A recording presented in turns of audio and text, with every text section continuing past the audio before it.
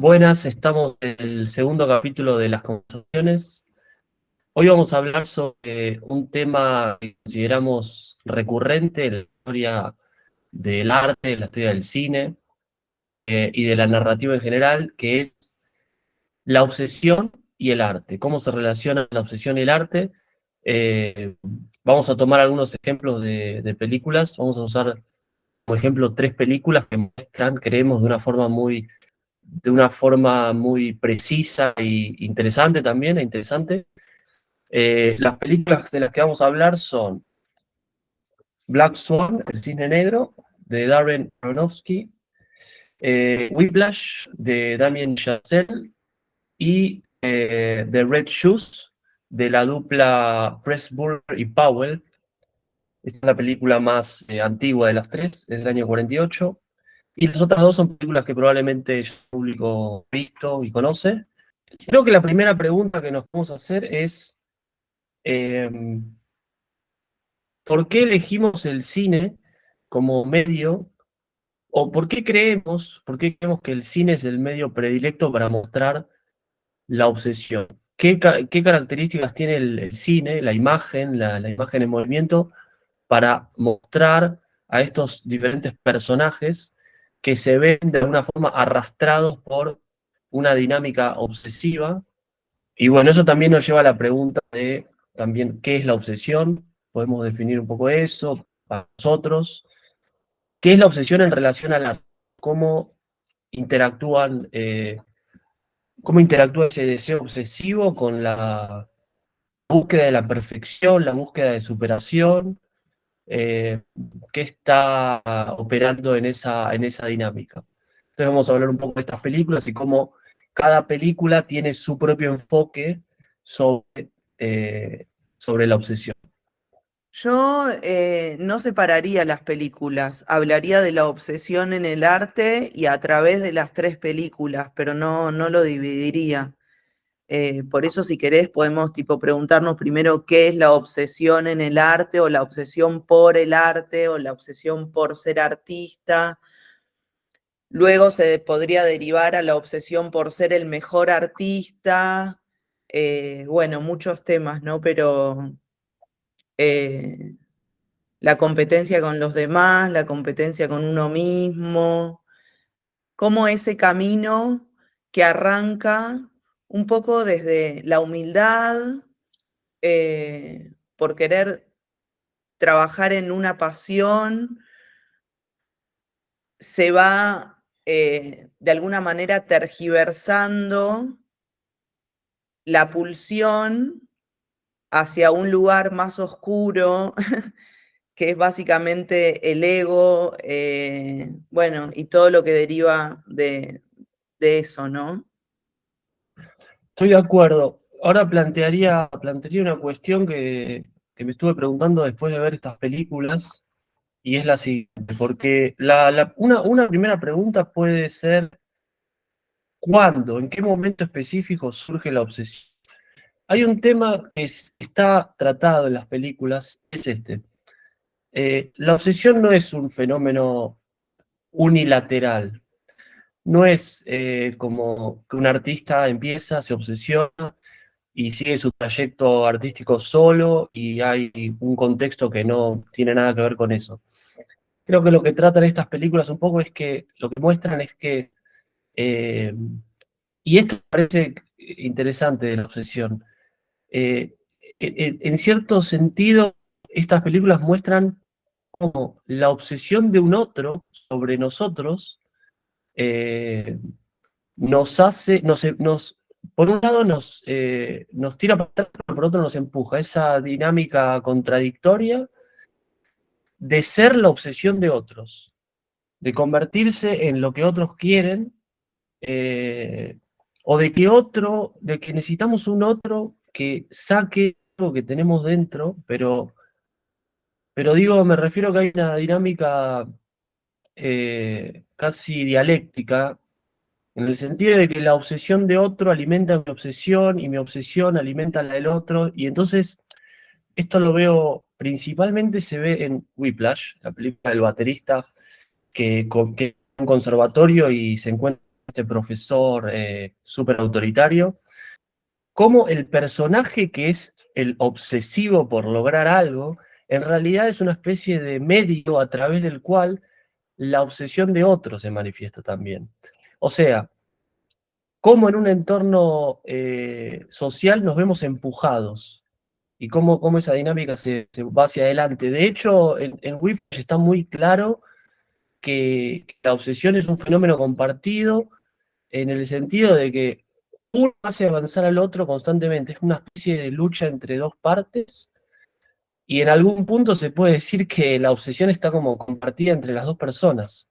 Por un lado, la obsesión del alumno por aprender, pero también la obsesión del maestro por ver reflejados sus expectativas en otro. Entonces hay una dinámica doble, ¿no? Eh, Así entiendo yo cómo se manifiesta la obsesión. No lo veo como algo unilateral, con esta idea del genio creativo que está solo en una habitación.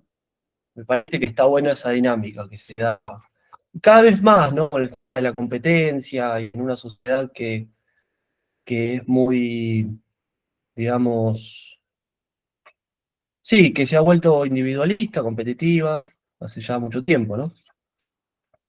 Sí, para mí lo interesante resulta en cómo, en el principio, digamos, de lo que es, ¿no? Porque una persona, bueno, se puede decir que sí o se puede decir que no, pero no nace artista.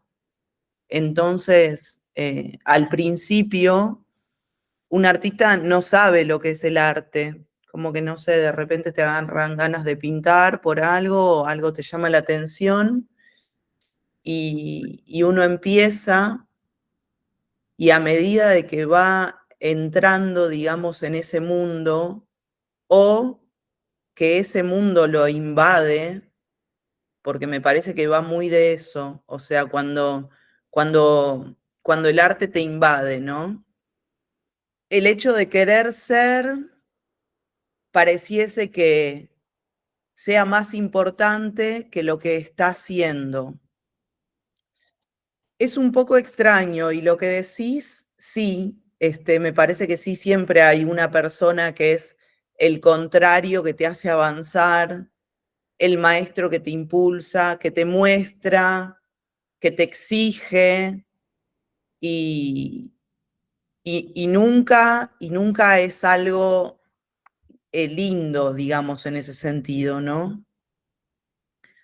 Yo creo que siempre hay una lucha y en las tres películas está representado muy bien ese camino porque las tres personas arrancan tranquis, laburando en lo suyo, pero esas tres personas de alguna manera en un momento se dan cuenta de que es más que eso, ¿no? Es un poco más capaz ser artista que pintar o que bailar o que escribir, ¿no? Como en eso creo que se comparten, se comparte la idea de lo que es ser un artista, que tiene realmente muchos, tiene un costado muy oscuro, digamos, en ese sentido, como que uno capaz que, una persona capaz que piensa, ah, el artista, tranquilo, zen, y en definitiva el sistema artístico te lleva a todo lo contrario, ¿no? Si te das cuenta que sos bueno, empezás a tener esa especie de lugar siempre hacia dónde llegar. Sí, es contradictorio el tema digamos, el tema de la obsesión esconde cierta tragedia, ¿no? El hecho de, como decís vos, de nunca llegar, es saber que este horizonte de perfección que el artista busca es un ideal que choca con ciertos elementos de la realidad, ¿no?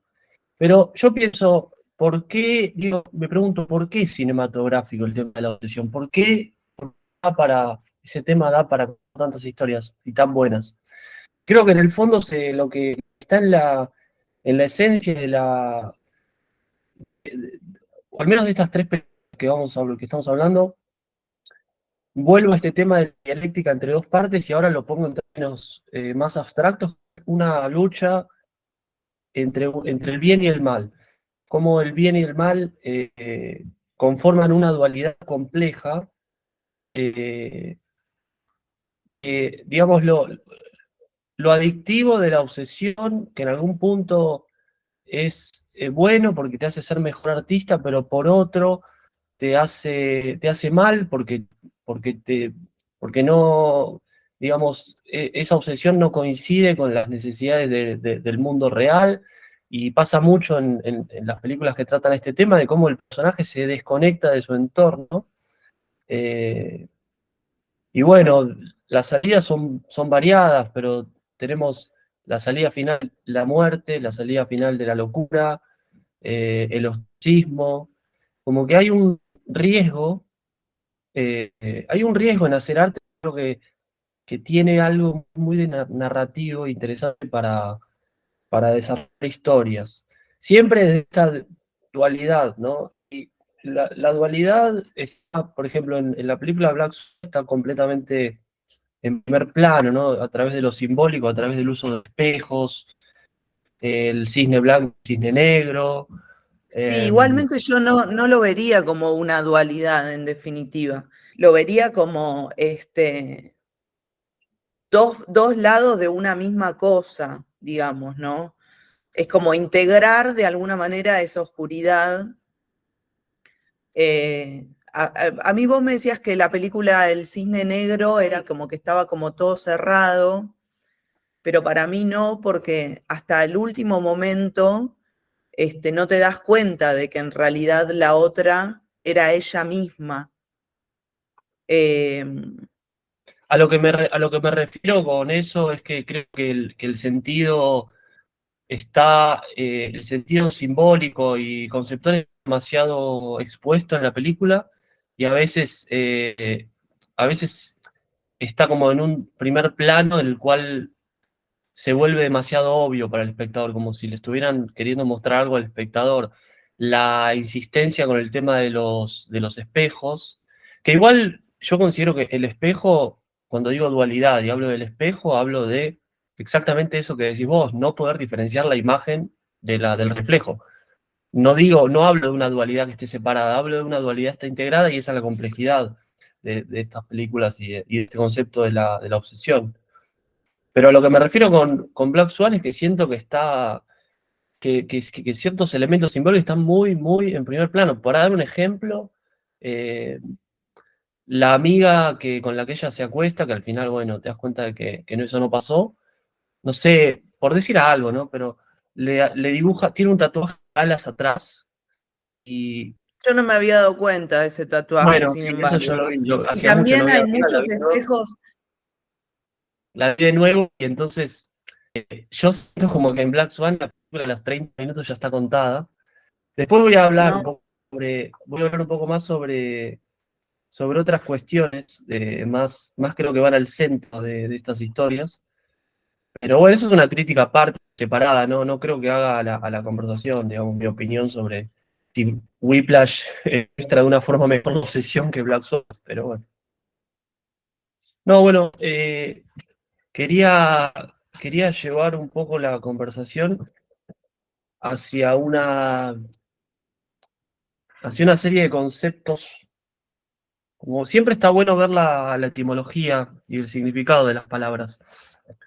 Entonces, lo que empecé a ver en las tres películas es un tema que tienen en común, es que eh, creo que las tres películas hablan de alguna forma sobre la trascendencia, sobre cierta oposición entre una obsesión eh, por por dominar un arte, vamos a decir, por ser el mejor, por todo eso. Pero digo, ¿cuál es el fin de los personajes al final? Siento que hay una idea de la trascendencia. Por un lado, de ser aceptados, pero por otro, de superar ciertas barreras. Entonces fui directo a los significados y la etimología de las palabras. Entonces, traigo unas cosas interesantes que compartir, a ver si coincidimos. Primero que trascendencia en su sentido, en su definición, es un hecho o consecuencia de pasar cierto límite, llegar más allá de él o sobrepasar una frontera previamente establecida. Ahí como encontré algo, porque de hecho Whiplash, eh, eh, bueno, las tres películas hablan sobre eso, ¿no? Sobre superar un límite. Pero después de esa definición, cuando fui a la etimología de trascendencia, me encontré con algo aún más interesante, que es trascendencia viene del latín, que significa, si se separa el prefijo trans, significa a través de o más allá, y scendere, que es la raíz de scendere, scendere, que significa escalar o subir. Entonces, en la etimología de la palabra trascendencia está la idea de escalar. Y ahí se conecta con lo del límite. Entonces, ahí me hizo pensar sobre cierta tensión que hay, trabajar en estas películas que hablan sobre la obsesión, como una oposición entre la obsesión y la trascendencia. Como que, como que están en, como que la obsesión está en un lado, la trascendencia en el otro. La obsesión, no quiero aburrir mucho con esto, pero la obsesión también en su etimología, en su definición, es una idea fija o recurrente que condiciona una determinada actitud. Entonces ahí tenemos como, por un lado, la obsesión que condiciona y que frena, porque también según la etimología de obsesión, tiene que ver con cercar algo, con sitiar algo, con asediar, con esta idea de que algo que se cierra sobre sí mismo. De hecho, la forma más fácil de definir obsesión es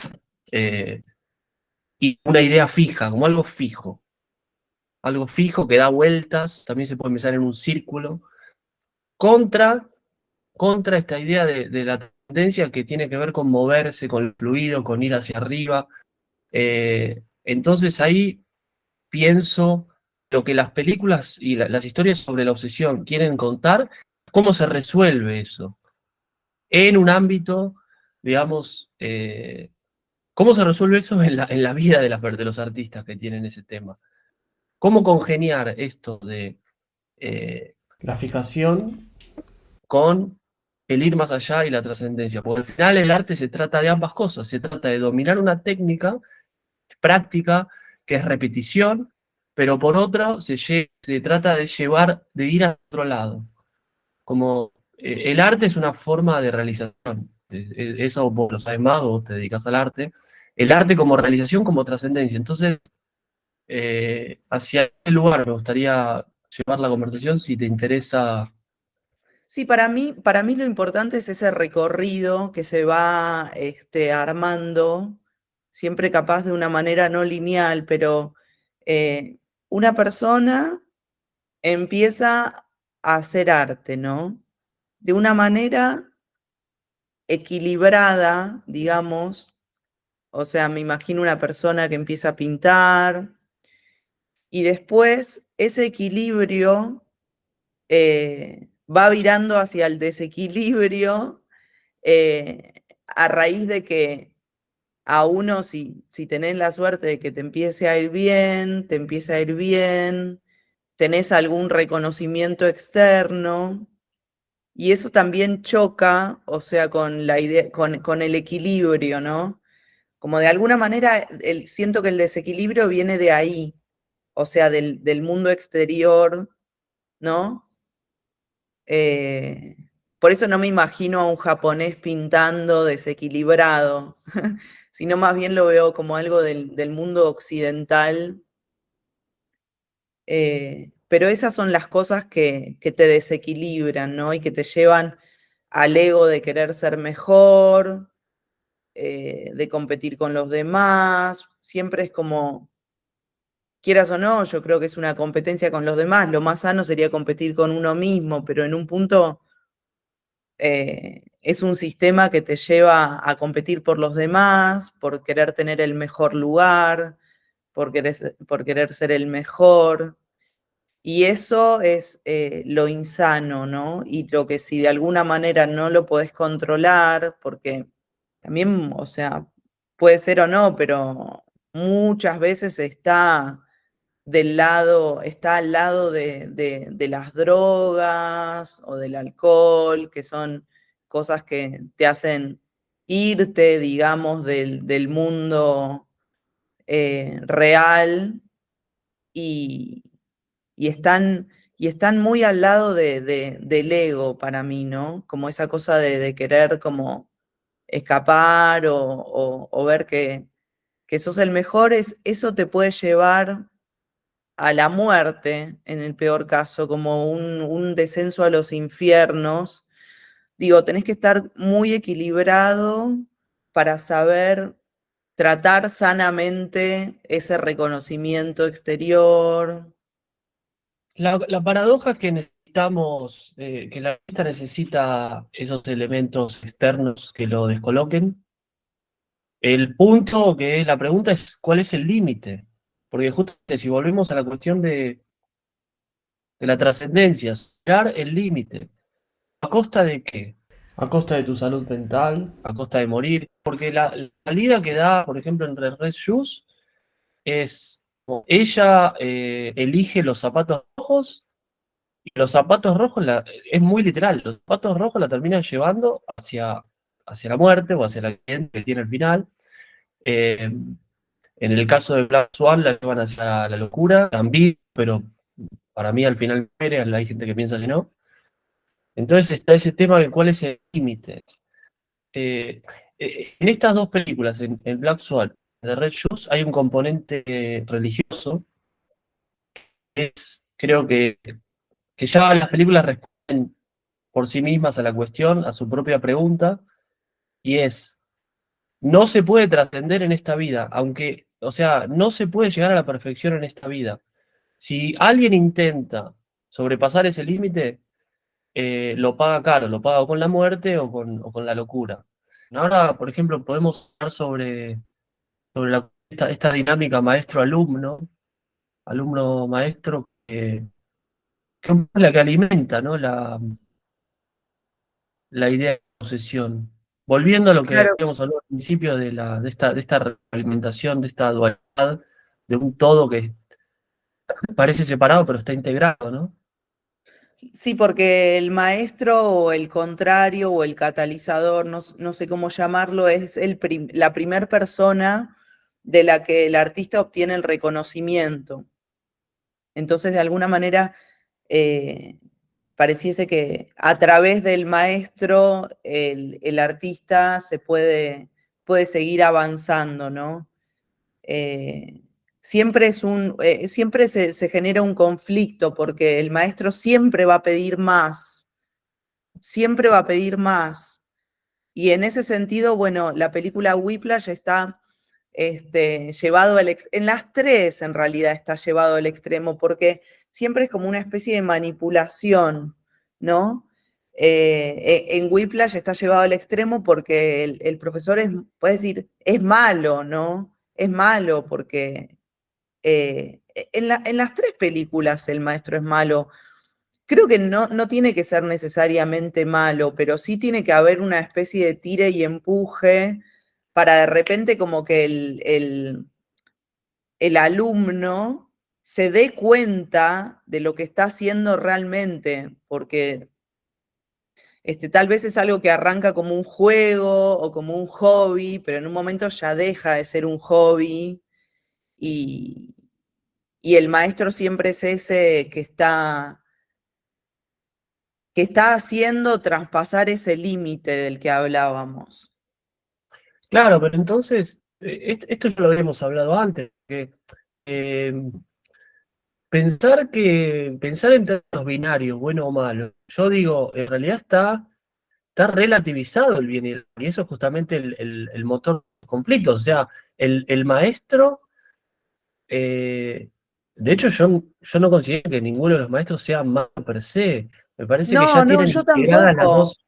ya tienen integradas las dos caras, y es justamente Sí. esa interacción entre lo bueno y lo malo dentro de cada uno que hace que el conflicto avance, porque estaríamos ante unas No, narraciones completamente maniqueas.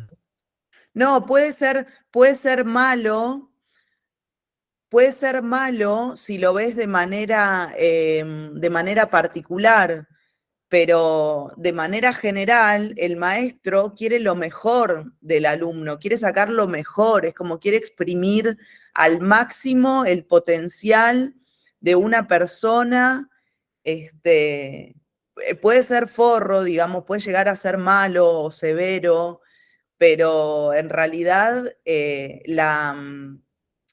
la intención es positiva, digamos, no es que te quiere destruir, quiere que saques lo mejor de vos.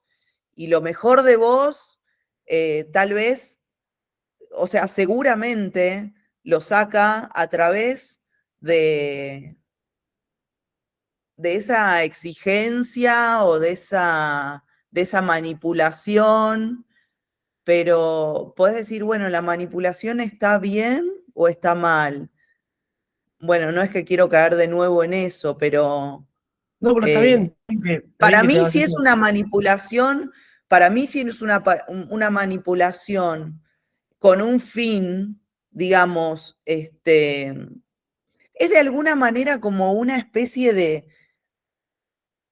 inyección que te meten, eh, de la que en un punto no podés salir. Yo creo que un artista de verdad no puede salir de eso.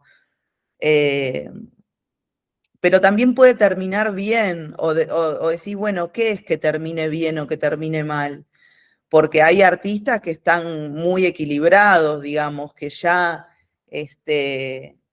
no sé, David Bowie, digamos, que capaz en un momento se parecía que se iba para otro lado, pero finalmente el tipo terminó teniendo muy claro lo que estaba haciendo y, y de una manera sana, creo.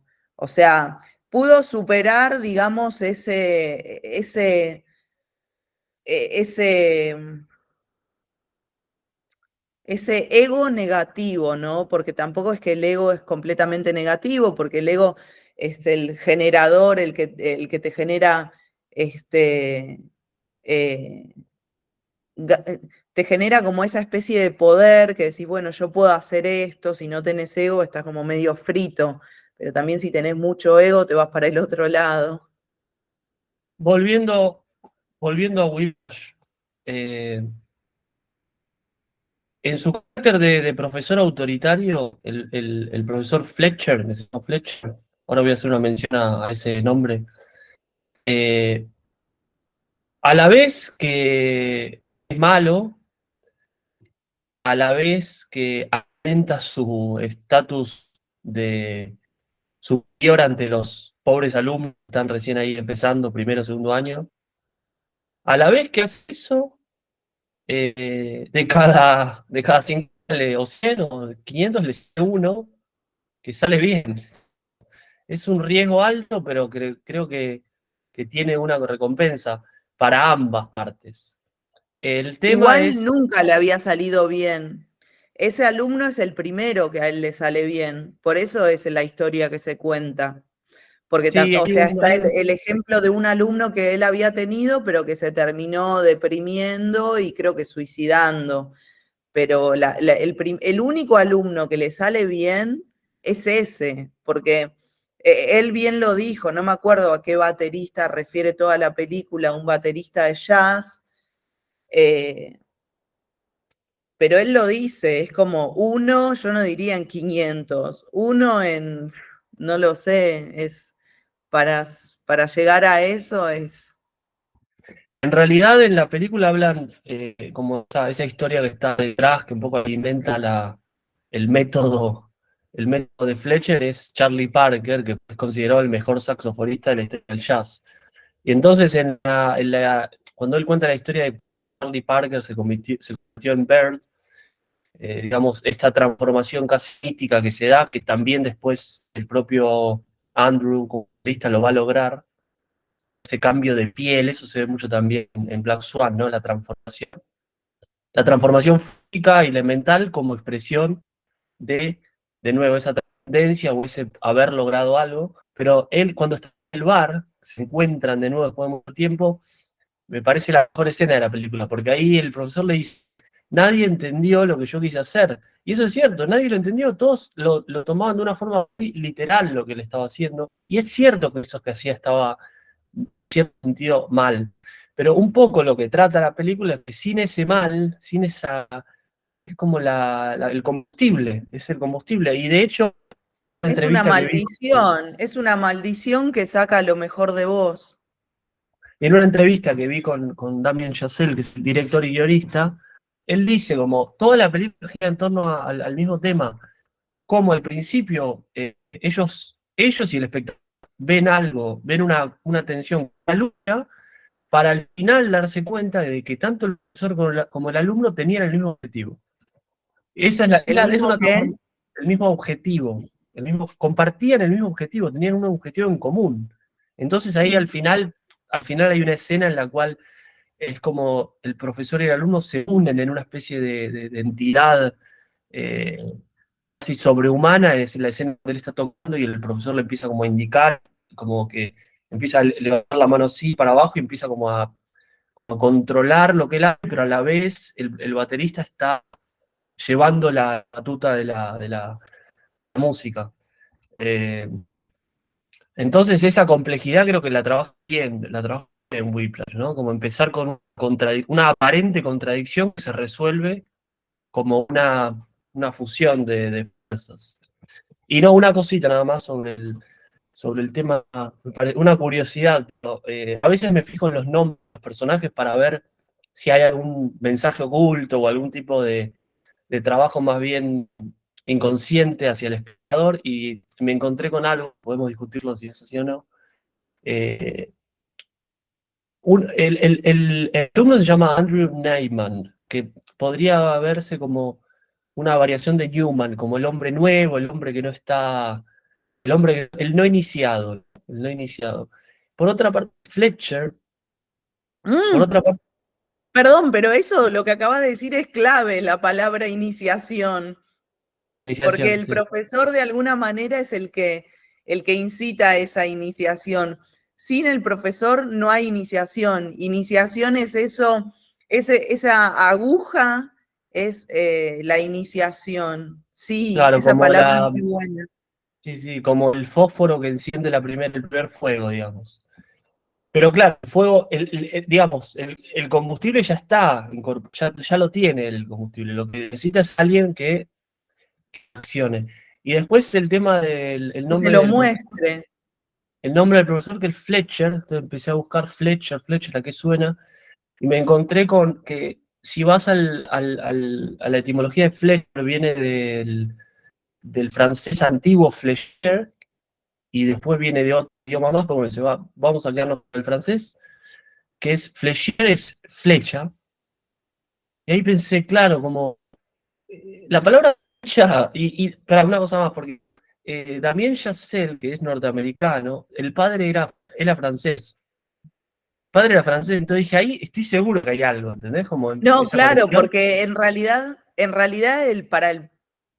No, entonces, Chazelle, que viene de una familia el padre francés, digo, algo creo que hay de esa palabra flechier, flecha, y digo, sí, ¿qué mejor palabra para explicar en un sí, objeto al profesor ese como una flecha, sí. ¿no? O algo que dispara hacia adelante, que es como que es agresivo, es violento. Y el tiro eh, al blanco, el tiro el a tiro al blanco, apuntar y a darle en la, el centro. la precisión, pues hay otros elementos, pero eh, su obsesión con el tiempo, eso podemos hablarlo también. Viste que él está en las clases como nadie se adapta a mi tiempo. Está bueno, porque por un lado, él tiene su tiempo y quiere que el mundo se adapte a su tiempo. ¿Qué pasa con el alumno? Eh, el alumno es el que le muestra finalmente al profesor que hay otros tiempos, que el tiempo del alumno él también lo puede conseguir, lo puede usar.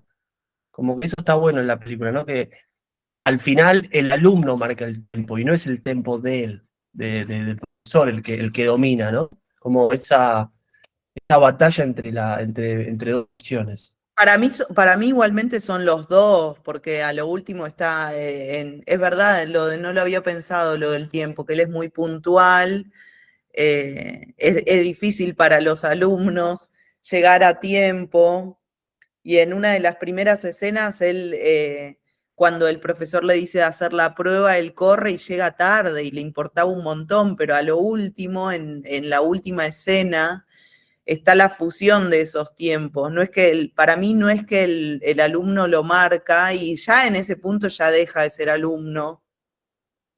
Cuando se convierte en un artista ya deja de ser alumno. Entonces en ese momento es el que él se convierte en un artista, porque lo marcan los dos.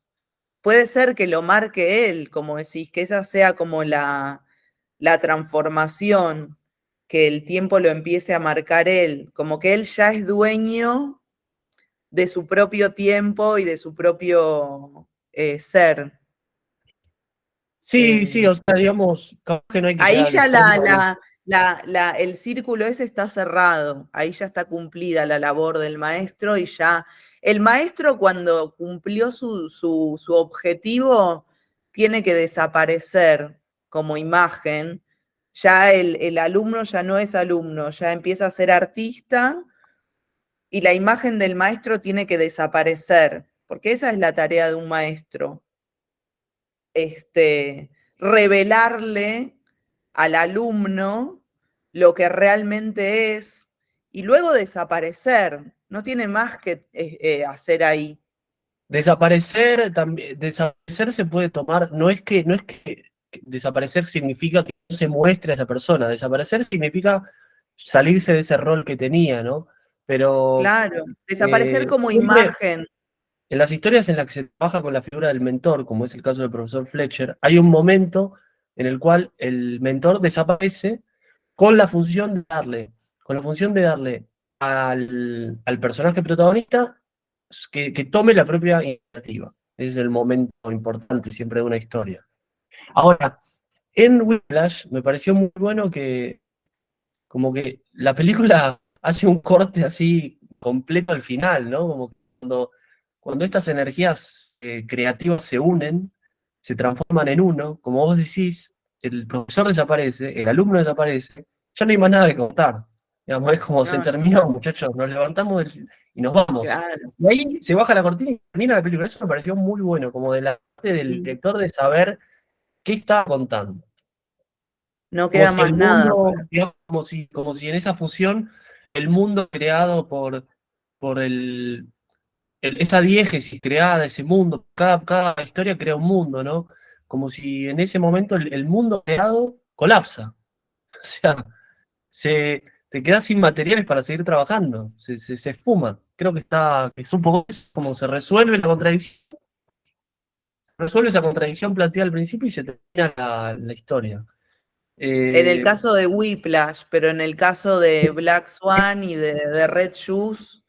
En Red Shoes es bastante curioso porque en realidad cuando ella, en la última escena, cuando ella sale corriendo para buscar al novio, ahí es que no sé si se cae o si se suicida y después creo que el último plano es el maestro, que después lo leí en un comentario de Google, como googleando el final, porque hay un plano raro del profesor, como que no entendés si el profesor también se muere o capaz que también se muere, pero de una manera metafórica, pero es un plano raro del tipo, el último plano de él.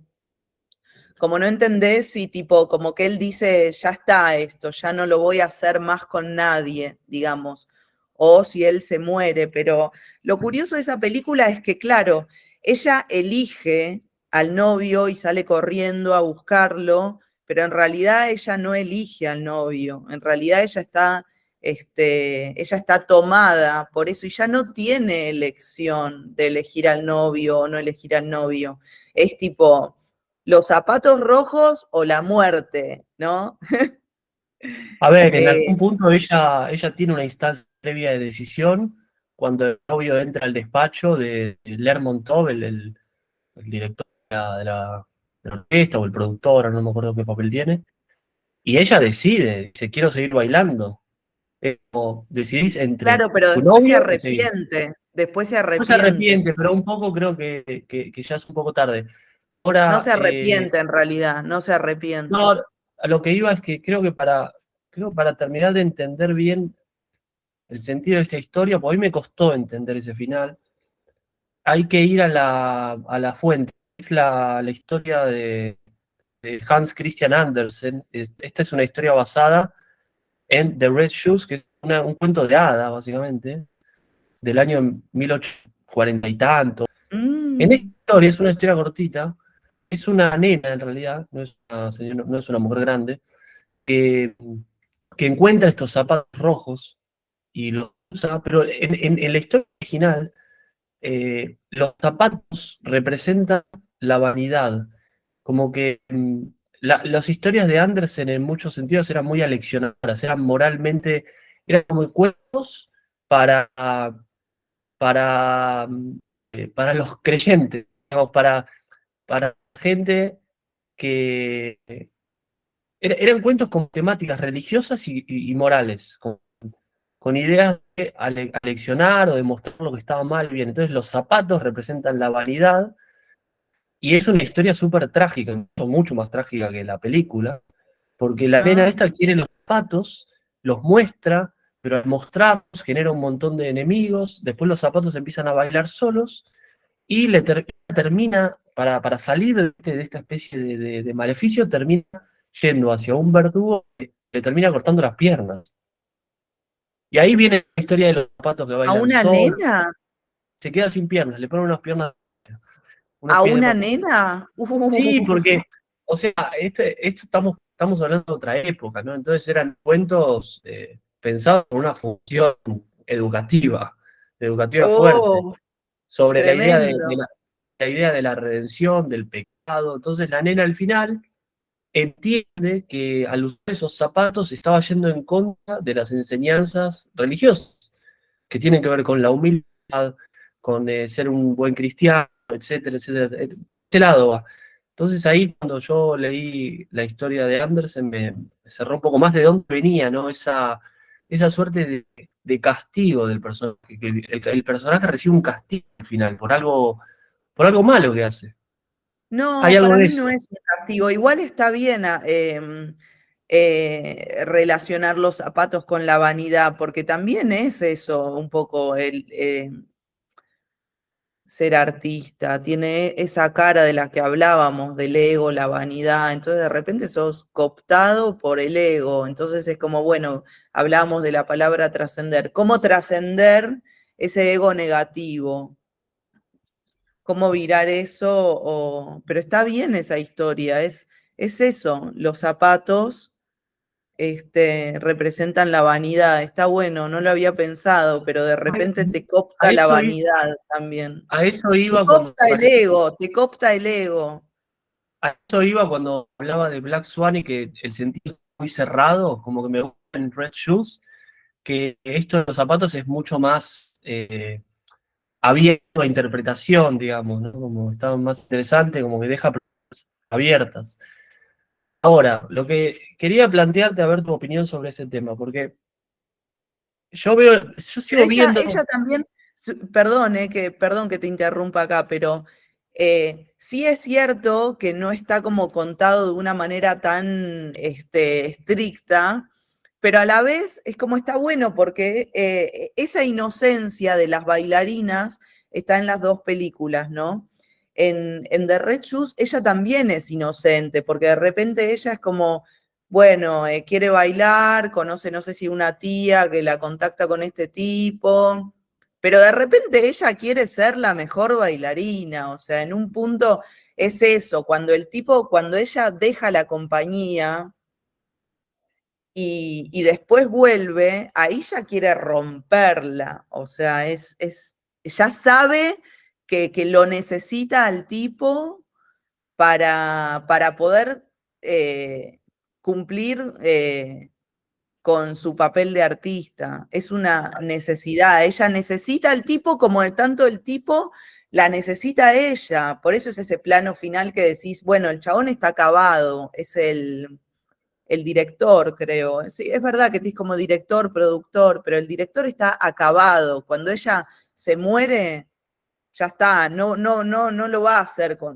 te da a entender que no sé si o se muere, pero ya se muere eso de él, ya no lo va a hacer con otra persona. Y ahí volvemos al principio, que es el tema de que la obsesión no es unilateral, es una dinámica, es un proceso de ida y vuelta. Está bueno, está bien tratado en esa película y en las otras dos. Ahora, quería saber tu opinión sobre esta cuestión, que es, pues yo estoy viendo elementos aleccionadores en Black Swan, volviendo al tema de Andersen y esta idea de el pecado, la redención, etcétera. Porque en una parte del cuento de Andersen, ella, al final, es redimida a través de un ángel que la salva. Entonces hay un tema ahí de sobrenatural que está relacionado con la trascendencia. Pero Entonces, ya le habían cortado las piernas. sí, cuando ella al final, ella cambia de opinión, digamos, es, cuando ella vuelve a considerarse como, cuando ella pierde la vanidad, cuando ella acepta que la humildad es la que lo va a hacer, lo que lo va a salvar, aparece un ángel que es metafóricamente que la salva y bueno, la lleva a otra dimensión. Eh, Ahora lo que veo en Black Swan porque quería hacer una diferencia, me parece que es bastante clave para entender dos formas de entender, dos formas de ver la trascendencia. Una es la visión más bien religiosa, la visión cristiana, la trascendencia que es, está el cielo y está la tierra, se conectan, pero nunca se tocan. O sea, no se puede llegar a la perfección en vida, no se puede trascender en vida. En Black Swan y en The Red Shoes sigo viendo ese elemento aleccionador de o termina en la muerte o termina, digamos, la necesidad de querer llegar a la perfección termina o en la locura o en la muerte. En No, pero la cambio, crucifixión es eso en última instancia, es la unión como dirías, el bien o el mal, es como el renacimiento a través para mí sí se tocan el cielo y la tierra en el cristianismo. Lo que pasa es que eh, dogmáticamente sí se puede ver así, pero en realidad la esencia del cristianismo, del simbolismo de la cruz, es trascender esa dualidad. Por eso está muy relacionado con la alquimia, no ir a rezar a la iglesia, ¿entendés? Al cura, pero, pero a lo, esa idea de crucifixión es, digamos, la manera de trascender y de convertirte vos mismo en un Dios, porque Dios no es perfecto. Esa idea cristiana de que Dios es amor es bastante naif, o sea, porque, o sea, en la historia de la Biblia es como que Dios es un hijo de remil puta en realidad, o sea, es como que decís como, esto es lo menos bueno, digamos, que existe, o sea, como que hace pruebas, no sé qué, Abraham, ¿entendés? Todas pruebas, o utiliza a una persona para ver, compitiendo con el diablo, a ver cuánto confía en él, ¿entendés? Es como una maldición. Entonces Dios no es bueno, digamos, Dios es todo, porque también el tema de hablamos del bien y el mal, el diablo, digamos, es es un encargo de Dios, es un encargo divino. ¿Entendés? La idea esa del paraíso de antes de que Eva coma la manzana, era el infierno. O sea, era no tener conciencia de ni siquiera de estar desnudos y el castigo de Dios es en realidad la, la, la idea de esto de poder trascender, ¿no? En el paraíso es como que el paraíso es estar tirado comiendo frutas, ¿no? Pero ¿cómo se trasciende si no hay nada para trascender, digamos? Se A ver, trasciende a través de algo, ¿no? a A ver, través del mal, a través de quiero retomar todo. el tema porque, a ver, yo a lo que me refiero es a que eh, la religión cristiana deja muy claro que Dios hay uno solo. Entonces, cuando un personaje, y yo creo que ese es el elemento leccionador que hay, cuando un personaje pretende trascender en esta vida, lo paga caro. Es también volviendo, y ahí se puede ir más hacia atrás al mito de Ícaro. Querer volar tan alto que las alas que eran de sed se le queman con el sol. Esa idea la veo en Black Swan y en Red Red. Pero lo que quería plantear acá era una diferencia que veo en Whiplash. Porque fíjate el final de Whiplash. De alguna forma, el tipo de Whiplash tiene éxito, no es nada trágico el final de Whiplash. Y pensaba, ¿por qué? ¿Qué elemento puede haber? ¿Qué visión puede haber que haga que sean distintas en el fondo? El final, me refiero al final. Claro, porque el final de Whiplash es un final feliz. Whiplash, la película Whiplash tiene un final feliz. Entonces, él pudo trascender ese mal o esa... Sí, pudo trascender y eso es una especie de iluminación. Entonces, yo no hablo del cristianismo dogmático de tipo, ay, Dios hay uno solo, porque en realidad esta idea del Mesías o de cuándo va a venir el Mesías o quién es el Mesías o la época mesiánica es uno mismo, pero el círculo no cierra ahí. O sea, Bueno, claro. uno trasciende y cierra un círculo, y después viene otro círculo, y después viene otro círculo. Entonces, no es que vos vas a superar a Dios, sino vos te vas a convertir en tu propio Dios. Esa es una Yo idea que en entiendo el eso. cristianismo existe a través de la crucifixión. Lo que pasa es que está muy, no está bien comprendida, no está comprendida, digamos, en, en la Estamos de Iglesia acuerdo. Católica. Estamos de acuerdo. Yo entonces apuntaba a ese pensamiento más dogmático, no quería irme hacia otro del que no conozco, pero también veo, acá vos tenés alguna información sobre esto, la Cábala o la Torá, que es, porque Aronofsky, que es el director de Black Swan, ya había trabajado en Pi, en la película Pi, este matemático que se vuelve loco, eh, el tema del misticismo judío. Entonces ahí conecto al cristianismo, el misticismo judío, con esta idea de la trascendencia, porque en el misticismo judío también se habla de un mundo venidero, como el cielo en los cristianos. Hay un término que es, ahora voy a plantear una diferencia entre ambas corrientes. Olam Haba se llama, es como el cielo de los, eh, de los judíos.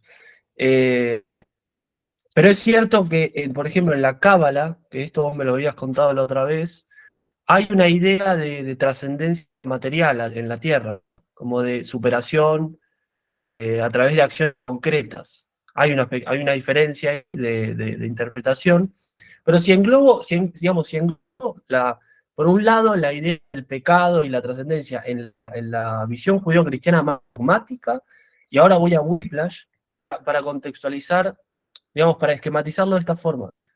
Pensaba, ¿por qué Whiplash tiene ese final feliz? Entonces decía, bueno, la única explicación que encuentro es que esa idea de trascendencia es distinta, que quiere decir que el ser humano puede trascender efectivamente en la Tierra, que está ligada a la concepción protestante. De hecho, Estados Unidos es un país que mayormente viene de la- proviene de la corriente protestante. Ahí se conecta un poco todo, porque digo, ¿qué valores se ponen en juego en Whiplash? Entonces, hay un montón de elementos que son distintos a los de la tradición del cristianismo, judío-cristianismo, que son la independencia, la autonomía. Hay un tema con lo funcional, como esta idea del hombre máquina, ¿no? El baterista que.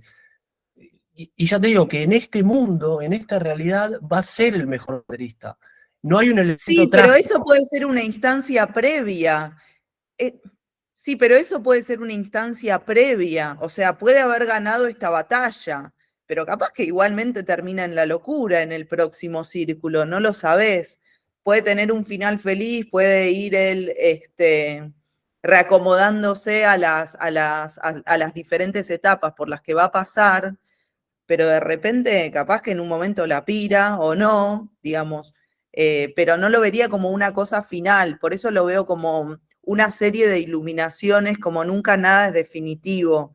Por eso yo, para mí, lo que vos hablás de la cábala, la alquimia y la crucifixión, es lo mismo, es es lo mismo, porque la verdad en un punto es una sola, ¿no? Llamalo Torá o Corán, como que todo habla de lo mismo. Pero lo que pasa es que hay una gran diferencia entre el cristianismo dogmático eh, y el cristianismo, digamos, como esta idea de que Dios de que Dios es bueno, de que tenés que darle todo al otro, ¿no? Pero no es así.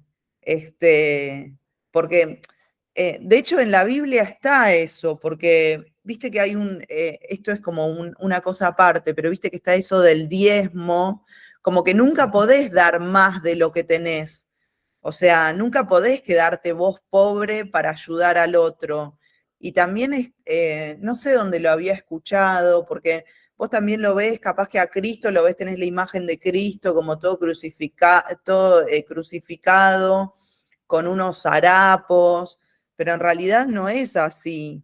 Es también parte del querer vivir bien, ¿no? Quizás estamos hablando de cosas distintas y en el fondo, pero a ver, algunos elementos que yo vi en la película que me llevan a ese cristianismo más tradicional, digamos. eh, un elemento es el tema de la verticalidad que se plantea en términos visuales con las escaleras. Tanto en The Red Bus como en Black Swan hay un trabajo, hay algunas escenas en las que trabaja la escalera con metáfora de este camino de trascendencia. ¿Hasta dónde se puede llegar con la escalera? Entonces hay una escena, por ejemplo, en The Red Shoes, que ella va a Monte Carlo, y ahí ya puede haber un elemento que es el monte, la altura, y ahí no sé si te acordás de esa escena, pero es una escalera larguísima que por la que ella tiene que subir para llegar a encontrarse con Lermontov, que es el productor de estas óperas. Eh, entonces visualmente está ese elemento de la escalera que yo conecto directamente con lo de la trascendencia.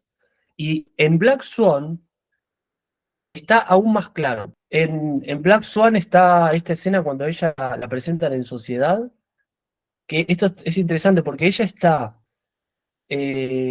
con el maestro en una escalera, como medio antiguo, pero está en la mitad, como dándote a entender, no, está a mitad de camino, que está en una instancia, digamos, media de esa trascendencia. Y el maestro menciona a otra bailarina, que es la bailarina como la anterior, que era muy popular, que está abajo, está como en una instancia más terrenal Sí, y ya tiene, cayó.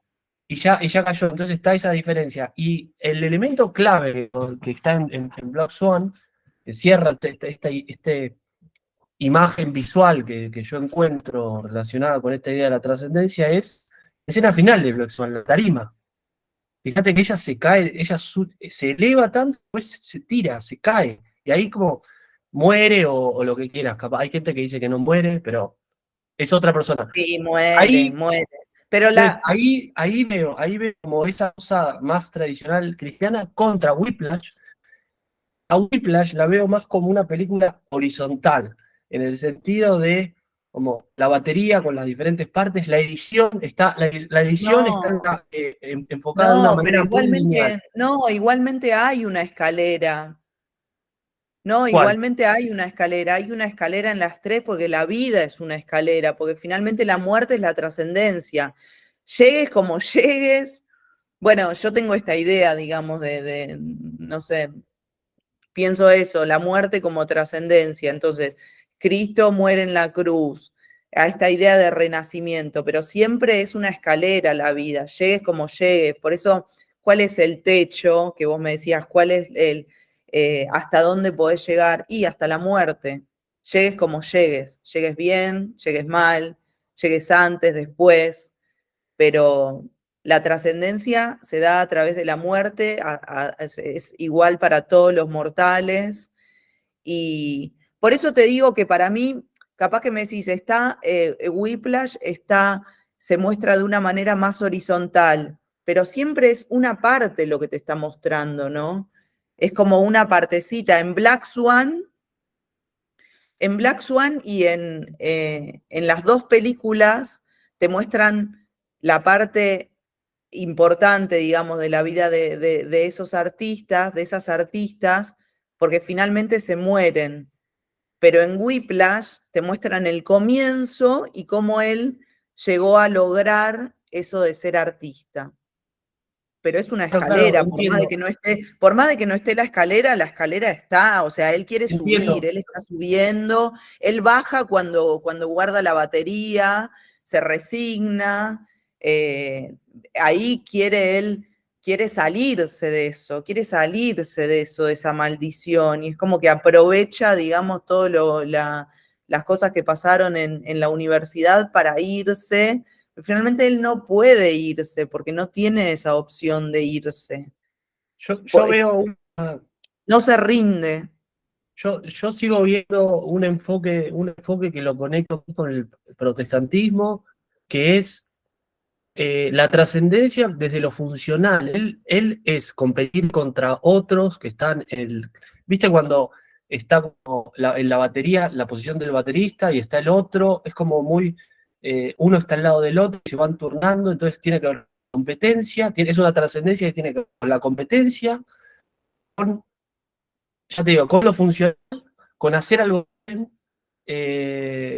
Perdón, lo que no veo en Whiplash es la imposibilidad de esa trascendencia. Yo creo que él en la historia, y eso es muy americano en un sentido, él por sí mismo avanza, con el profesor también, pero eh, él en su autonomía y con su esfuerzo puede lograr algo en esta tierra, en este mundo. En cambio, en las otras dos películas hay finales trágicos, como un cierre de eso. Ahora, Sí, una sí, cosa más sobre... la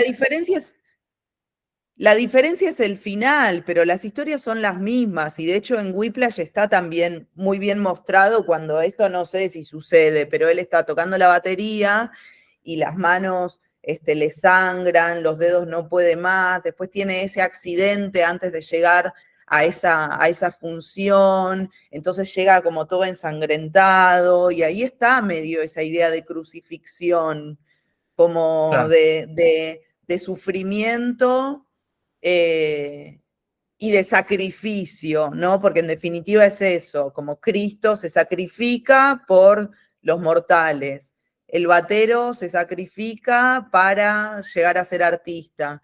Para mí las tres películas están emparentadas, yo no lo vería así como que unas muestran una cosa y las otras muestran otra. Sí, solo que los finales son diferentes, pero los finales nunca hay un final en algo, siempre es un final y después sigue y otra historia y vuelta a empezar, camino del héroe, eh, pero yo, está yo en las tres está esa idea de sacrificio. La mujer, la bailarina de Red Shoes que tiene que sacrificar su relación, la bailarina del cisne negro que tiene que sacrificar ese rol que tiene de hija mimada, ¿entendés? Como si ella quiere ser artista, no va con ese rol de boludita. Es como, por eso quiere como, este, quiere, quiere o es obligada por todo a a sacar esa parte oculta que ella tiene, que ella ya lo tiene, pero es eso, ¿Sabes? es revelar esa parte.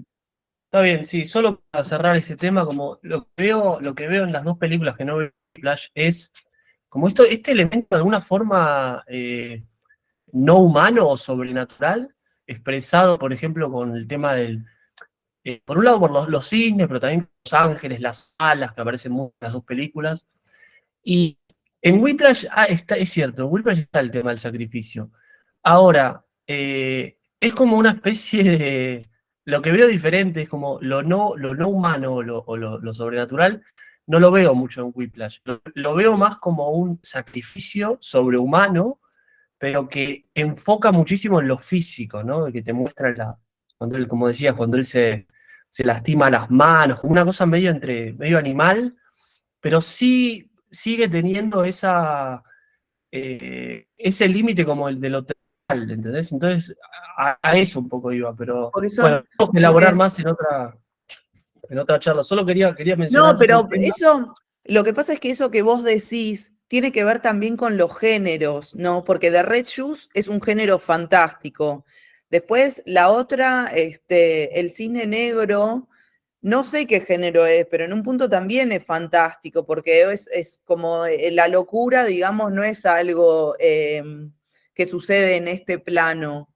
Es algo eso, es algo que sucede en otro plano, pero en Whiplash eh, no va a pasar de que los palitos anden solos de batería, porque no está ese género impuesto en la película.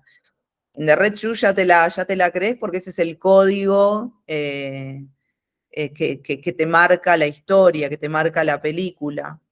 No, es verdad, ahora me haces pensar un poco en qué elementos de la magia hay en Whiplash y puede ser como esos palillos, de una forma, con un enfoque distinto, ¿no? Pero hay algo de que esos palillos, esos y no otros, él los pierde, necesita tocar con esos, entonces hay un elemento medio como sobrenatural en esos palillos. eh, pero en líneas generales diría que me parece Whiplash una película mucho más ligada a esa corriente protestante más materialista que las otras. Bueno, eso es una opinión. Ahora, Claro, pero ¿por qué más materialista? Si los otros si las otras películas también te quieren mostrar de, de cómo querer abarcar eso, ¿en qué sentido es más materialista?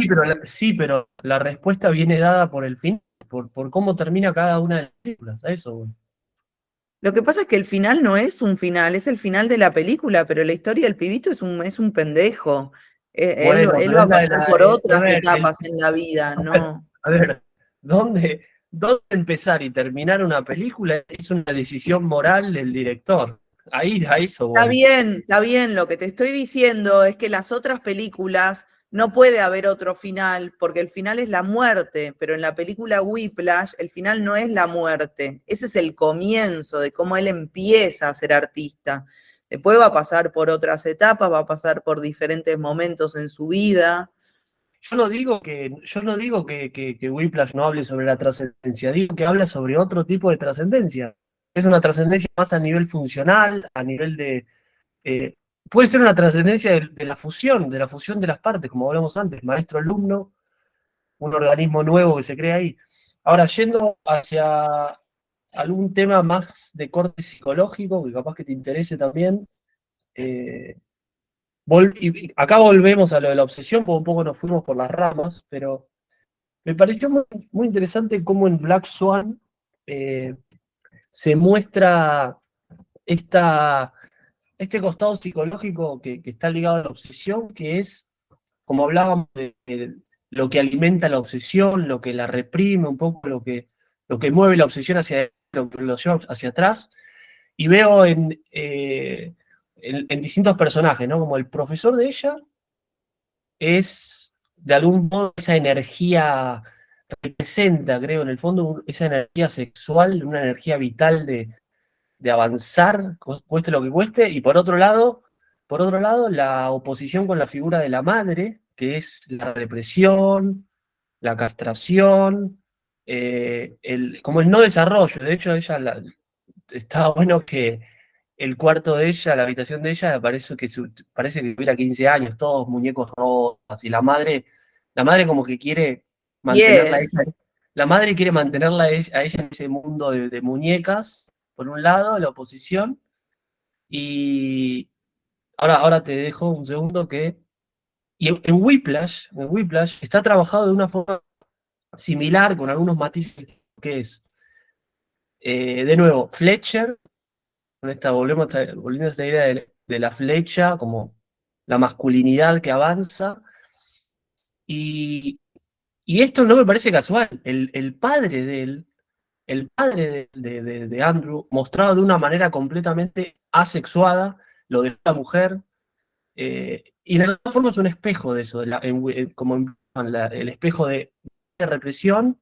Acá es padre asexuado con la fuerza vital, que es el mentor, porque en Black Swan el profesor es el mentor también, si no lo leí mal. Claro, claro, desde ya. Lo que pasa es que lo que vos estás diciendo, para mí, la pulsión es la misma pulsión sexual, ese mismo líbido está orientado al sexo, al arte. En un punto, hacer arte es lo mismo que tener sexo. En definitiva, es lo mismo, es lo que se juega, digamos. Eh, Claro. entonces no es casual de que ellos hayan pasado de ser vírgenes o asexuados. En un momento en Whiplash, él tiene la novia y le dice a la novia: si yo sigo con vos, voy a dejar de lado, es como una competencia, ¿entendés? El arte o la novia, porque en Claro, realidad es la misma él tiene energía que se está jugando. él tiene toda su energía sexual enfocada en el instrumento, en su carrera, Claro, y no claro. tiene lugar en su vida para relaciones amorosas. Ahora, entonces, lo que también me parece que se abre a partir de este, de este personaje, estos personajes que representan esa energía libidinal, que lo hace complejo también, es esta doble cara de ese deseo, que es, por una parte es liberador, pero por otra parte linda con la muerte, como ese peligro que hay, ¿no? En dejar o no libre ese deseo. Creo que ahí está el conflicto también en todas esas películas. ¿Cómo dejar libre el deseo? Esa fuerza libidinal que crea, que habíamos hablado que se opone a la fuerza represiva, pero a la vez esa fuerza libidinal no es pura positividad o no es puro placer. Digo, hay una parte de liberación, pero linda también con el peligro, linda con la muerte. Digamos, en Black Swan está clarísimo. Cuando, Lo que pasa, cuando ella es realmente eso en es el realidad. cisne negro, cuando ella realmente es el cisne negro, muere. A eso voy. Es que es eso en realidad también, también cuando, esto yo creo que es así, espero no estar confundiendo los conceptos, pero cuando Adán y Eva son expulsados del paraíso, el precio también es la muerte, el precio. Es, bueno, a conocer el bien y el mal, se van a morir, van a vivir 100 años, ¿entendés? Como que es eso un poco, la muerte está muy ligado como la conciencia que te despierta. ¿Es buena o es mala, no? Como digo, ¿es mejor ser consciente o es más duro ser consciente? ¿Es más difícil? Es más difícil, pero es mejor. Digo, una persona consciente es mejor que una persona inconsciente. Digo, en un punto está más evolucionada. Pero tampoco digo que sea algo feliz. Por eso es como esta idea de la alquimia o de la crucifixión, de, de, de trascender ese dolor, ¿no? Que el sufrimiento sea un paso para el avance. Eh, entonces, claro. el sexo también está muy ligado a esa idea de muerte, ¿no? Como que cada vez que una persona tiene sexo, muere y renace, ¿no? Un poco. Claro. Es la misma idea. Hay una cosa que me quedó como en el tintero de decirte de la película Black Swan, que ahí está claramente mostrado cuando el profesor le dice, mira, como tarea, llega a tu casa y masturbate. O sea, es como tipo, abrí la puerta a esto, ¿no? Sí, sí, Como sí. Sí. conocete, le dice algo así, como una cosa así, como esa es como su tarea, digamos, por eso es como, bueno, va de la mano, digamos, y también de ella, porque vos hablaste de esta idea de lo masculino que ingresa como una flecha, pero en el momento en el que están coqueteando, que se besan, en realidad ella como que creo que le dice, pero te di un beso, y él le dijo, no, yo te di un beso, yo fui el que te seduje a vos, ahora saca vos esa seducción, que es la que tiene su compañera o su enemiga o ella misma, ¿entendés? De sacar esa masculinidad hacia el mundo, porque en un punto, y acá, bueno, podemos diferir en la idea o no, pero como que la energía creativa es una energía masculina, ¿no? Porque es como el hombre, pero no hablo de hombre y mujer como género, sino como energías, ¿no? La energía masculina que va, que ingresa y la energía femenina que recibe. Pero en un punto, para poder trascender esto que estábamos hablando, tienen que equilibrarse de alguna manera esas energías. Entonces, para ellas, poder ser, tienen que aprender a trabajar esas energías, a desarrollar esas energías. Sí, estoy de acuerdo en casi todo. Lo único que plantearía una pequeña duda con respecto a la energía creativa. Es una buena pregunta. ¿La energía creativa es masculina o femenina? Porque, Es masculina, es una energía masculina. pero la energía femenina también tiene que ver con la procreación, con engendrar algo. Es una energía masculina que ingresa como una flecha, pero si no hay una energía femenina, ¿a dónde se va esa flecha? O sea, es una unión, pero yo creo que, bueno, es lo mismo que procrear, ¿no? Como que se procrea a través de el semen de un hombre, ¿no? Que Es, ingresa es lo mismo en realidad. Es es tipo un debate complejo, porque te podés un ir hacia, recipiente, el agua y el recipiente, es lo a ver, mismo. es un debate complejo, porque te podés ir hacia la historia arcaica y podés ver cómo los primeros dioses las primeras civilizaciones eran todas mujeres. Y la mujer tiene eso de... eh, es el símbolo de la fertilidad, digo. Entonces yo pondría en discusión el tema de la energía creativa. De Lo que que pasa es que yo entiendo no lo que estoy decís. hablando de mujeres y hombres, ¿eh? Yo no estoy hablando de mujeres y de hombres, estoy hablando de energías que todos llevamos dentro, como una energía femenina y una masculina, y incorporar para poder ser, en el mejor sentido de la palabra, incorporar la energía opuesta para poder estar equilibrado, ¿no? Imagínate, un hombre masculino es un hombre tipo que le falta algo, ¿no? Como que le falta esa sensibilidad. Tampoco quiero hablar en términos de la mujer sensible, porque no va de eso, no va de una oposición, sino de energías que se complementan. Pero digamos, ¿cuál es el hombre sabio? ¿No? Que el otro día estaba escuchando esto que estaba bueno, este proverbio cristiano que es, los mansos heredarán la tierra. Pero manso en realidad está mal traducido, porque en realidad no es los mansos. Eh, Este autor que yo escuchaba se fue directamente a la etimología de la palabra y encontró que la traducción no era manso, sino que era los que tienen un sable pueden sacarlo, pero prefieren tenerlo enfundado.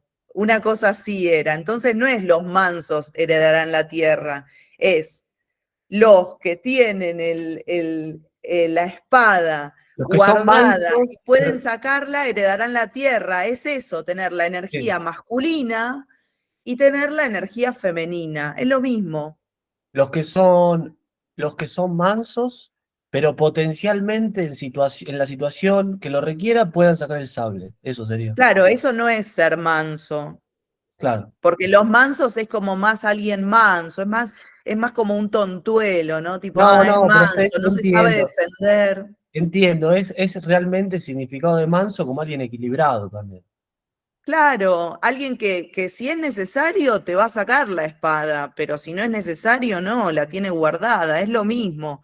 Es esas energías masculina y femenina. La masculina es sacar la espada y la femenina del recipiente donde está guardada la espada porque si no necesito sacarlo. Eso es una persona sabia, una persona que se puede defender en la vida, porque un manso no se puede defender en esta vida. Un poco eso de que hablábamos de la expulsión del paraíso es eso. O sea, bueno, ya no está el paraíso, ahora es esto, van a haber catástrofes, se tiene que lidiar con esto, van a haber guerras, competencias, y a través de eso llegar a ser, en el mejor de los casos, mejores personas. Bueno, creo que ya hablamos bastante de varios temas. Quizás para cerrar me gustaría saber tu opinión sobre esto que había planteado antes de esta tensión entre, ¿no? Para volver al tema de eh, la obsesión como la fijación. Estoy pensando en una teoría superadora de la obsesión, o cómo dar respuesta a eso, y encuentro en estas dos palabras, que es obsesión por un lado, como lo fijo, como lo recurrente, como lo circular, lo que se mantiene en el mismo lugar, contra lo trascendente, que es lo que avanza, lo que corta una línea en el espacio, vertical, horizontal, porque puede haber varias interpretaciones, pero digo, ¿crees que existe, que puede existir una fusión entre ambas categorías y llegar a un término nuevo que sea como una especie de trascendencia circular? O yo pienso, por ejemplo, pienso que para salir de la dicotomía de la trascendencia como la escalera vertical y la obsesión como el círculo, pensaba como en una imagen de una escalera caracol, por ejemplo. Algo que Es va que en realidad subiendo, es eso, es una algo que, escalera caracol. claro, que La vida es una escalera caracol. va subiendo, va girando, pero en cada giro está en una posición distinta, ¿no? Es muerte y resurrección, muerte y resurrección. Por eso es como que está esta idea de que Buda, cuando se ilumina, él prefiere, tiene la opción de seguir iluminado para toda su vida y es como, no, yo no quiero la iluminación, yo quiero volver a los mortales para contarles o enseñarles cómo llegar a iluminarse, pero él no se queda iluminado abajo del árbol. Por eso está esta idea de resurrección. Siempre la iluminación no es una persona está iluminada en un momento. Por eso lo veo como dos partes de lo mismo, en realidad, la obsesión para lograr a través de eso la trascendencia. Sin esa obsesión, sin esa inyección de vanidad o como quieras llamarla, ¿cuál es la trascendencia? ¿Qué trascendemos? ¿Qué hay para trascender? Nada. O sea, si estoy en el paraíso, ¿qué voy a trascender? ¿Y cómo ves eso reflejado la cuestión del arte, de la obsesión en el arte? ¿Cuál es la respuesta que podría darse desde el arte? Pero, perdón, antes de eso me quedé con me quedé con algo que decir porque este, la muerte, que está vista como algo malo, en realidad es una bendición porque es lo que nos hace lo que nos hace sacrificarnos, lo que nos hace despertarnos a la mañana por tener una motivación, eso de que quiero vivir 200 años. ¿Para qué querés vivir 200 años? Esto de que si viviésemos, si nuestro tiempo fuese infinito, no tendríamos por qué levantarnos a la mañana. Digo, ¿para qué haríamos esta charla? No tendría sentido. Claro, a eso voy El sentido viene dado por el final, porque es un tiempo finito que tenemos en la Tierra. Entonces, eso es el motor, digamos, la muerte es el motor, la pulsión de muerte es el motor que nos lleva a la trascendencia. La trascendencia es la muerte, porque trascendés la vida, sea bueno, malo, vayas al cielo, al infierno, no lo sé, o sea, es como, es el fin de algo. ahora, claro, ahora me queda claro y lo conecto con la obsesión, la pura obsesión es vivir el día de la marmota, que es el mismo día que se repite todos los días. Digamos, la obsesión sin una meta. Entonces, ¿sabes cómo salir de eso? Es una respuesta complicada, ¿no? Porque también hay que estar en la cabeza de cada uno y en su día a día, como digo, y por algo en las películas, a ver, por algo Black Swan la vio tanta gente, Whiplash, hay algo de adictivo en la obsesión y hay una respuesta ahí que está como encriptada un poco, ¿no? Sí, por eso yo lo emparentaba un poco con las drogas. No es que digo, no es que está de la mano, pero está muy que si esa obsesión se queda trabada en la obsesión de querer ser mejor, digo, el camino fácil, ¿cuál es?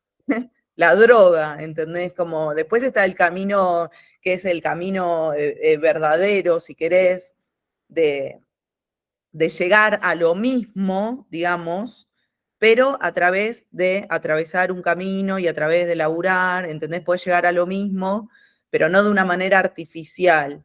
Por eso es muy común, digamos, como un artista que se drogue, porque es más fácil si estás drogado, creerte más o estar como, digamos, en otro plano de realidad.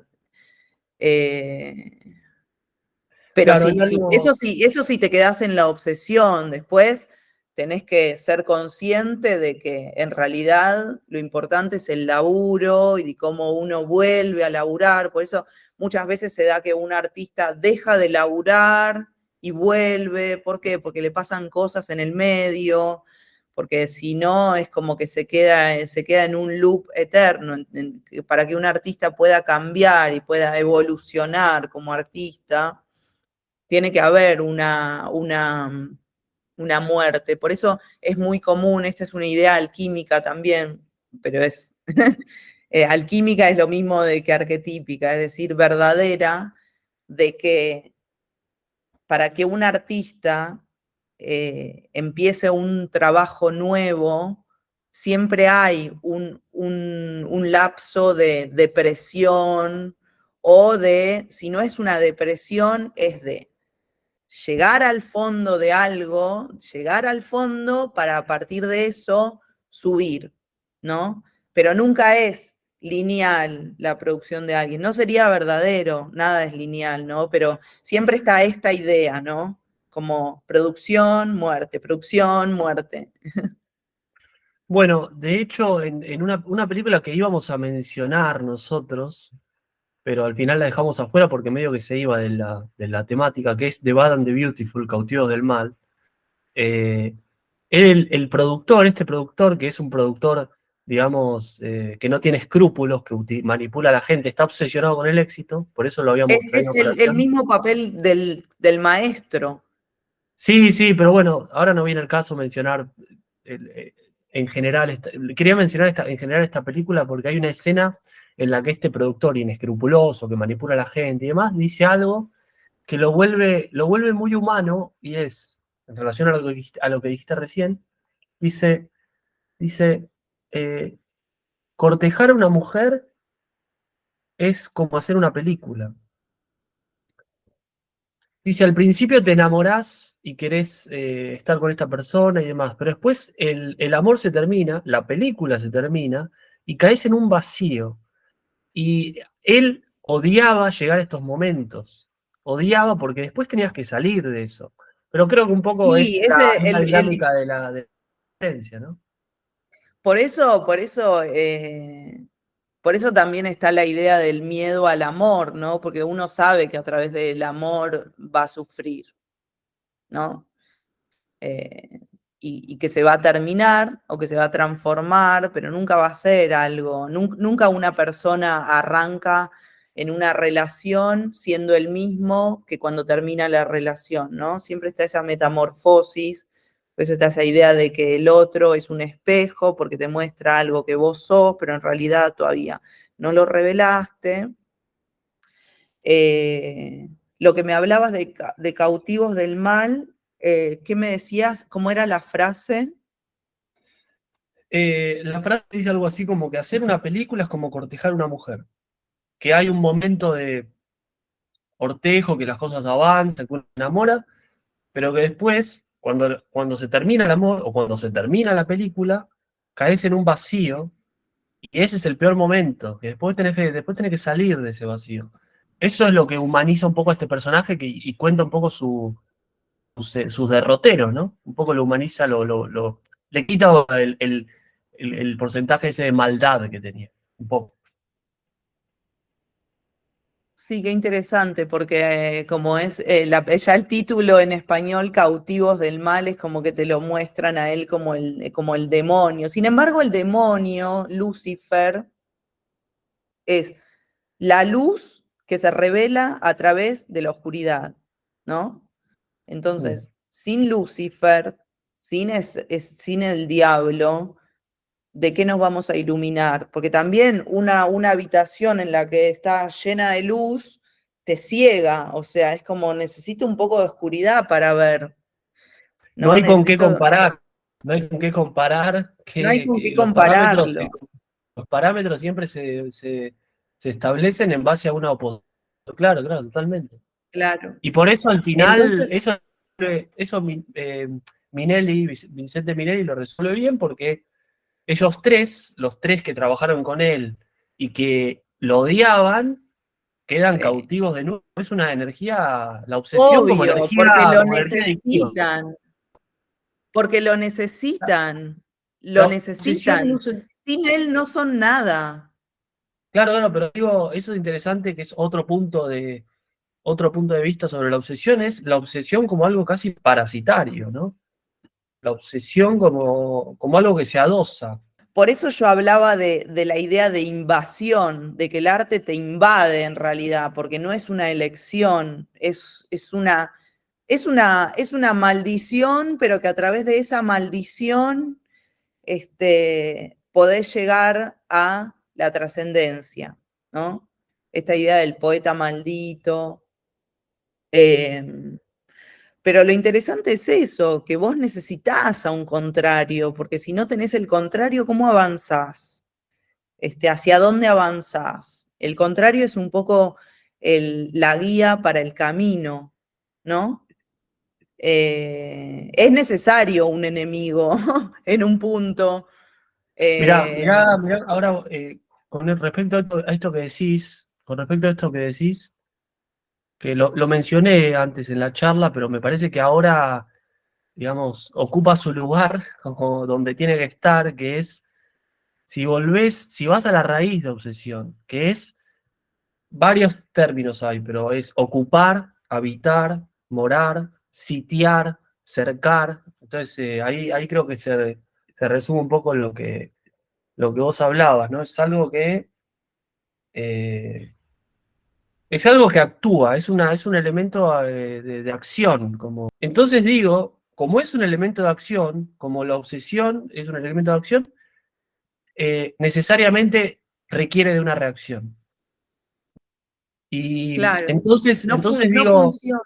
entonces pienso, ¿no? Para un poco cerrar la conversación, que las películas, las historias y demás que tratan sobre la obsesión están queriendo responder esa pregunta. ¿Cómo se manifiesta esa reacción? ¿Qué posibilidades de reacción hay ante algo que va a aparecer sí o sí, que no hay chance de que no aparezca? Sí, en realidad no hay opción. Vuelvo a esta idea de que no hay opción. De hecho, el maestro en Whiplash lo dice cuando el alumno le dice, ¿y cuál es el límite? Este, algo así le pregunta, ¿no? Le dice, ¿cuál es el límite? Porque es como que da a entender de que el artista puede caer, digamos, se puede rendir, y el maestro le dice, no, si es un artista de verdad, no se puede rendir, porque no tenés opción de rendirte. Bueno, ahí hay una discusión, ¿no? Porque en realidad hay límites, pero se imponen socialmente, como se impone la expulsión de él de la escuela, límites morales, límites sociales. Sí, pero Pero fíjate que a él lo expulsan de la escuela y después se lo cruza en la calle y la historia sigue. por Es eso un, digo que eso es interesante para, como, creo que el director tiene en claro de con qué material está trabajando, como la obsesión como un material escurridizo, ¿no? Que existe, porque si resistiera a las limitaciones sociales o morales, digamos, no estaríamos hablando de esto.